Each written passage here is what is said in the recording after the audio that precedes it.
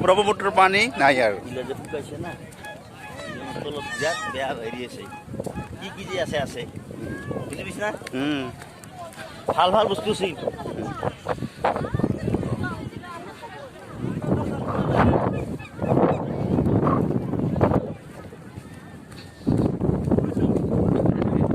আহিলো